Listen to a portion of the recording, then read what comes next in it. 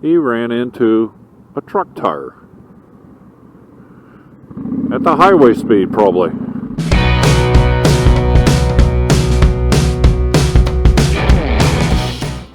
Hey guys, it's been a while. Just glad to be back. Again, had to run some errands today.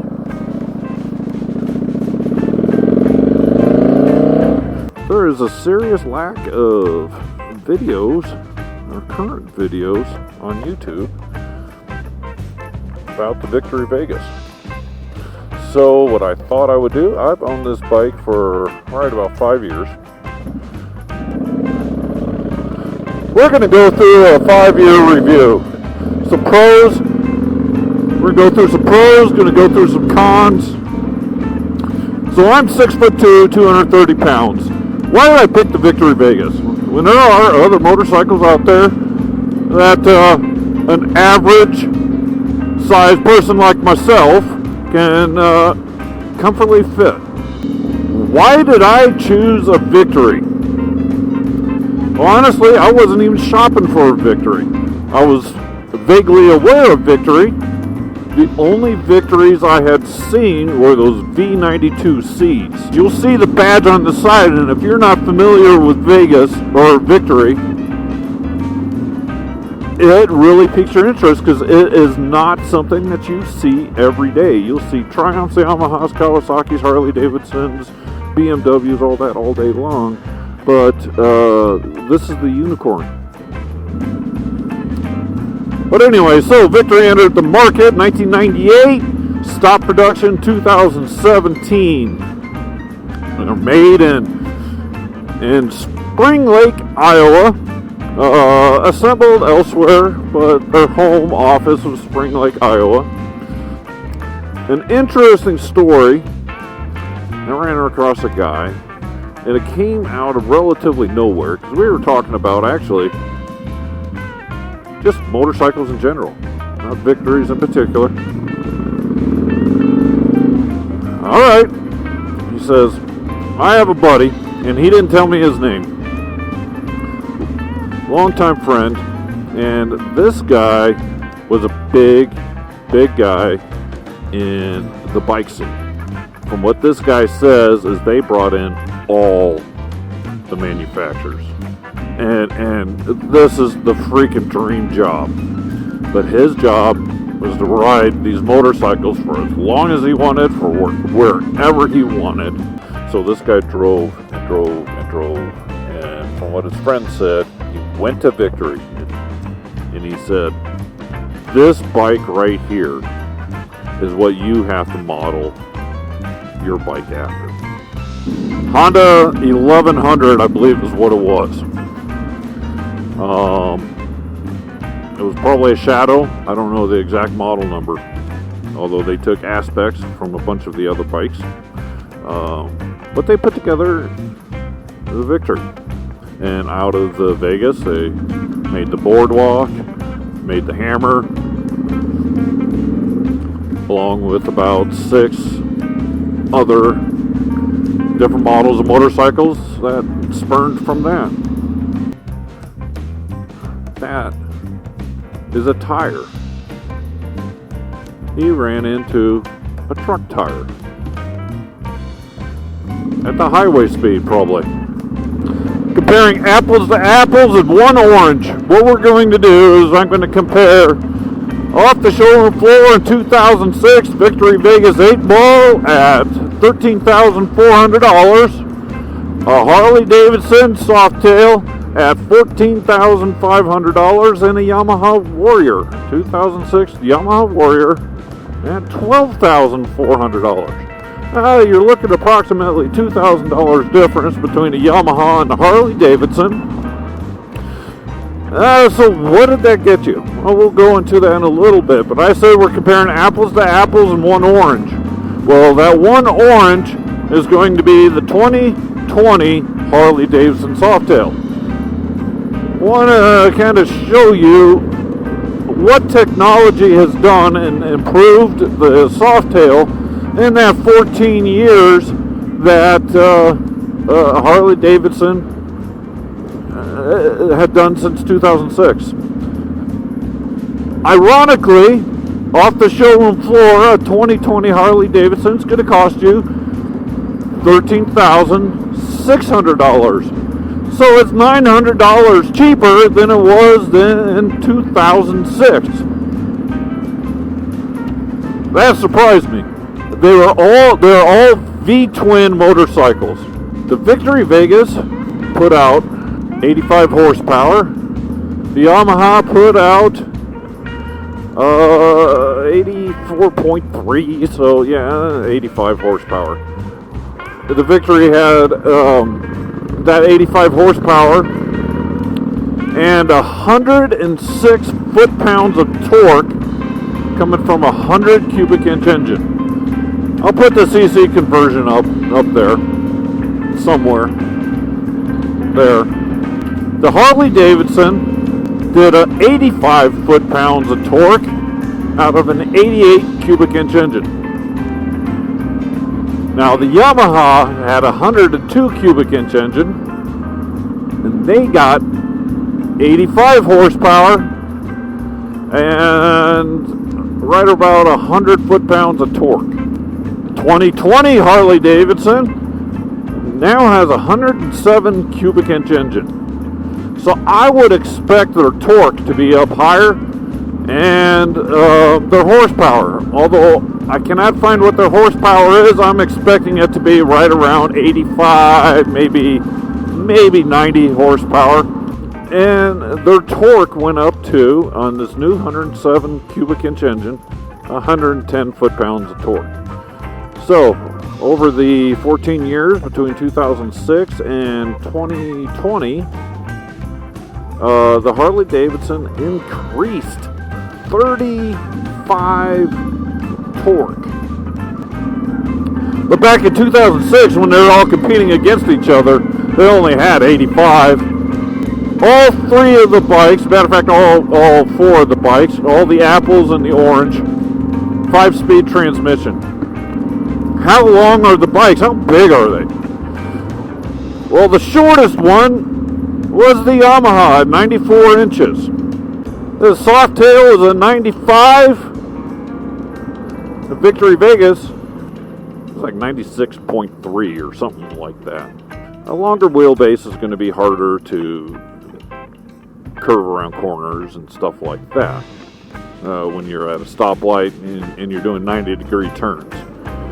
It's going to be, the longer wheelbase is going to be harder to do that with. You're going to take up a lot more room. Your sweep is going to be wider. So a shorter wheelbase on in-town traffic is going to be the best. And so that would be the Yamaha Warrior. Now, the 2020 Harley has a wheelbase length of 91 inches. So the bike, so the 2006 Softail and the 2020 Softail, the 2006 is actually 4 inches longer than the 2020. So in-town traffic, the nod goes to the Yamaha Warrior. Now, if you talk about straightaways, highway riding, the longer wheelbase you have is going to be a lot smoother, a lot more comfortable of a ride, a lot more easier to handle. So as far as highway riding, the Victory would get the nod on that. And again, we're talking inches. So you jump on it, they're all going to do really well. They're all going to handle in-town traffic and highway relatively the same. What about weight? With the Yamaha being the lightest at 606, the Softail being the heaviest at 682, and the Victory coming in right in the middle at 620. Well, I say right in the middle, but in between the two. The 2020 Harley Davidson is quite a bit lighter. It's almost 50 pounds lighter than the 2006 Harley Davidson. It's about 630 pounds. That's what we're looking at. They're all really close. They're all really close. What it's going to come down to is your comfort level, your price. I bought this motorcycle 5 years ago, $4,500.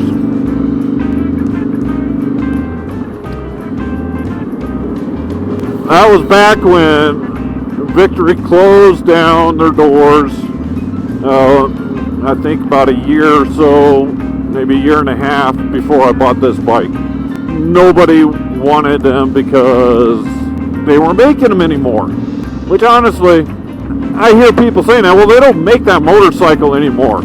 Yeah, you know what? They don't make the 2006 Harley Davidson Softail with the 88 in it. They don't make the Yamaha Warrior with the 102 cubic inch engine anymore. They don't make it. They don't make the Victory Vegas anymore with the 100 cubic inch engine. You can't use that argument with me anymore because it's all up to the aftermarket companies to start producing parts. And it's getting more and more and more available as the need comes from these aftermarket manufacturers that are retooling for that. No, there's not that many Victory Vegases out there compared to Harley Davidsons, or even probably the Yamaha Warriors. As of August 2021. In 2000, you can get a 2008 Victory Vegas for around $6,000. You can get a 2013 Victory Vegas for around $6,500. Now, the 2013 Victory Vegas has 100 and I cannot remember. It's got the bigger engine. So you can pick up a Victory Vegas, the 2013 Victory Vegas. That's got the same, if not very comparable, performance features as a 2020 Softail. For city traffic, is great. The profile keeps you sitting up. I don't get any fatigue in my butt, in my legs, or in my arms, or even my neck. All day? That's a little bit different story. I've done all day rides. 8 hours, 9 hours in the saddle. So comfort, I'm going to give it a 3 out of 5. It's right in the middle as far as power goes. This thing's got all the power I want. Are there more powerful bikes out there? Oh, hell yeah. Are there less powerful? Yeah. So, as far as power goes, I give it a 4 out of 5. So, as far as looks go, I'm going to give it a 4 out of 5. If being unique is not your thing, you want to fit in, go get yourself a bagger, go get yourself a CBR 1000, go get yourself a BMW 1200. You get those, you're going to fit in with everybody else. Nobody will notice you. If you want to stick out just a little bit, Victory is a great way of doing that. So I'm going to give that 5 out of 5 stars. As far as the shifting goes, it's a very, very solid. Matter of fact, you can hear it in my vlogs. It's a very solid, hard shift. You know you're in gear. Finding the neutral sucks. It's easiest to do while you're rolling to a stop. Get into a neutral before you come to a stop. So the clutch gets a 1 out of 5. The transmission gets a 4 out of 5. The sound of the bike. It's not the potato sound that Harley Davidsons have. It's more of a, get on me, let's go do this. Come fuck with me sound. Let's go do this. So I give, as far as sounds go, a 4 out of 5. Pardon me real quick while I deposit some checks. Money in. Cruising. It's very rider specific for cruising. Some people don't like to cruise. But for cruising, as far as cruising motorcycles go, I'm going to give this a 4 out of 5. It's a very, very good handling, solid bike. The flickability of it, more like a sport bike than other cruisers. Please understand me when I say that. Sport bikes are way better at cornering than cruisers are. This is a very sporty cornering bike. And maintenance wise, it is very extremely easy to do maintenance on it. You can do wheel bearings in 20 minutes. You can change brake pads in less than 10 minutes. And the amount of tools you need to do that stuff is very minimal. The drain plug for the oil, right in the center, very accessible. The oil filter, extremely accessible. So maintenance, I am going to give that a 4 out of 5.